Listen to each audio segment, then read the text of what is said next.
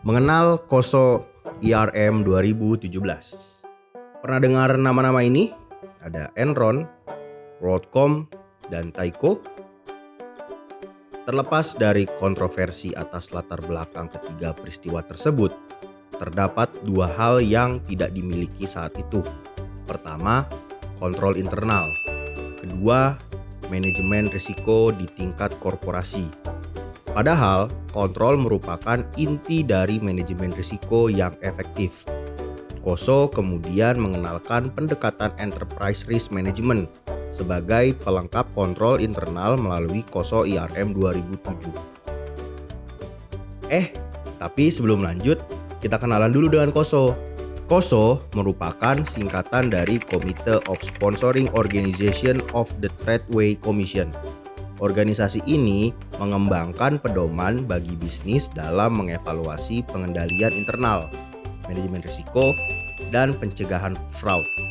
KOSO didirikan pada tahun 1985 sebagai inisiatif sektor swasta untuk menyelidiki faktor-faktor penyebab yang menyebabkan penipuan dalam pelaporan keuangan. Sudah tahu kan KOSO dan perannya? Mari kita lanjutkan. KOSO IRM sebagai model awal Enterprise Risk Management merupakan standar baru kerangka kerja yang dapat digunakan organisasi dalam mengembangkan, merevisi, dan meninjau ulang tujuan organisasi yang berhubungan dengan manajemen risiko. Model IRM dari KOSO ini sejak dikembangkan pertama kali telah mendapatkan update dengan pembaruan yang signifikan pada KOSO IRM 2017. KOSO IRM menciptakan proses yang seragam untuk pertama, mengevaluasi risiko dan peluang, kedua, menilai biaya atau manfaat relatif dari risiko atau peluang tersebut, ketiga, mengidentifikasi pengendalian dan mekanisme eksternal yang mengatasi risiko atau peluang tersebut, dan yang terakhir keempat, menentukan pengendalian apa jika ada yang diperlukan untuk mengatasi risiko dan peluang tersebut. Sehingga IRM tidak sepenuhnya merupakan sebuah proses berurutan, di mana satu komponen hanya mempengaruhi komponen berikutnya. IRM adalah proses berulang dan multi arah yang mana hampir setiap komponen dapat dan memang mempengaruhi komponen lainnya. Perubahan signifikan apa yang dapat kita lihat pada KOSO IRM 2017?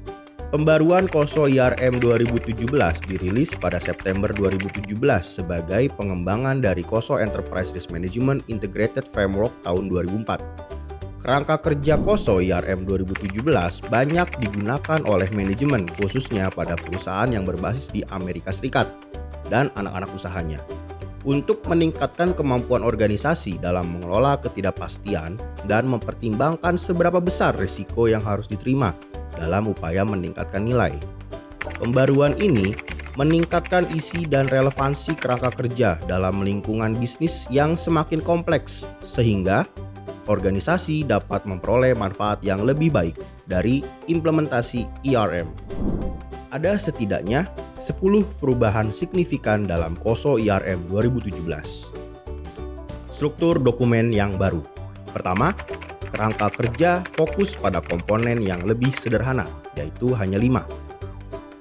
Yang dimana ada governance and culture, strategy and objective setting, ada performance, lalu review and revision, dan yang terakhir information communication and reporting.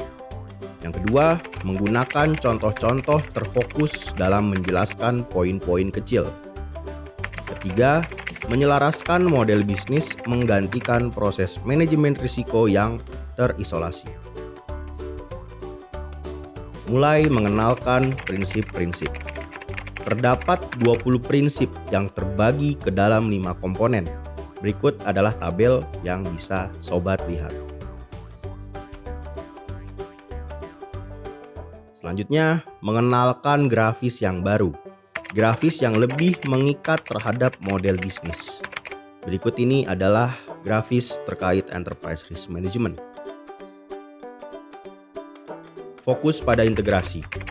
Mengintegrasikan IRM dengan praktik bisnis menghasilkan informasi yang lebih baik yang mendukung pengambilan keputusan yang lebih baik dan mendorong pada kinerja yang lebih baik. Integrasi ini membantu organisasi dalam yang pertama, mengantisipasi risiko lebih dini dengan beragam pilihan pengelolaan risiko. Kedua, mengidentifikasi dan mengejar peluang yang ada dan potensinya. Ketiga, mempercepat respon atas penyimpangan kinerja secara konsisten. Keempat, mengembangkan dan melaporkan risiko secara lebih komprehensif. Kelima, meningkatkan kolaborasi, kepercayaan, dan berbagi informasi. Penekanan pada nilai. Meningkatkan fokus pada nilai dalam arti bagaimana organisasi menciptakan, melindungi, dan merealisasikan nilai-nilainya. Lalu, meletakkan nilai pada seluruh kerangka kerja yang dibuktikan dengan mengunggulkan definisi inti IRM, diskusi yang kuat tentang prinsip-prinsip IRM, menghubungkan IRM dengan selera risiko, fokus pada kemampuan mengelola risiko pada tingkat yang dapat diterima. Berhubungan dengan strategi, POSO IRM mengeksplorasi strategi melalui 3 perspektif yang berbeda, yaitu terdapat kemungkinan strategi dan tujuan bisnis tidak selaras dengan misi, visi, dan nilai-nilai.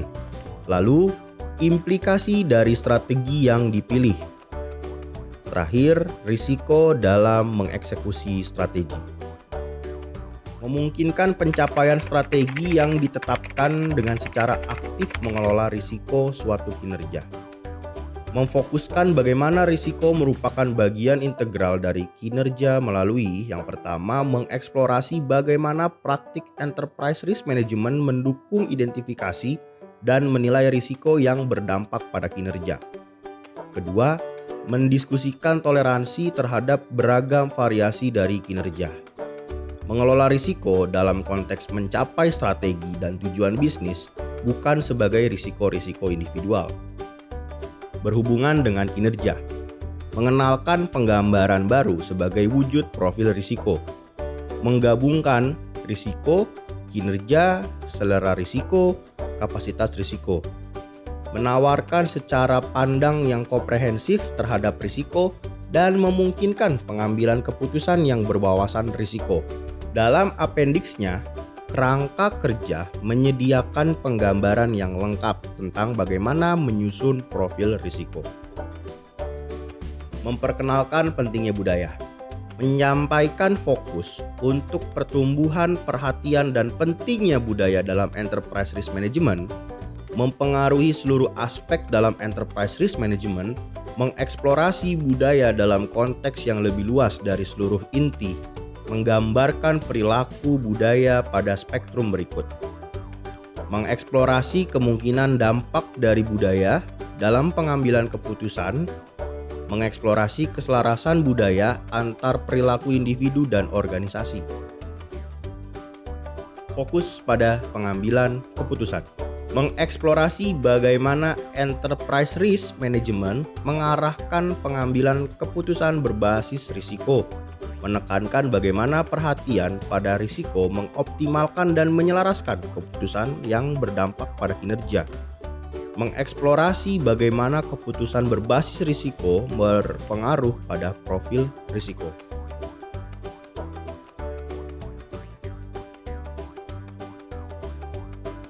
Berhubungan dengan internal control.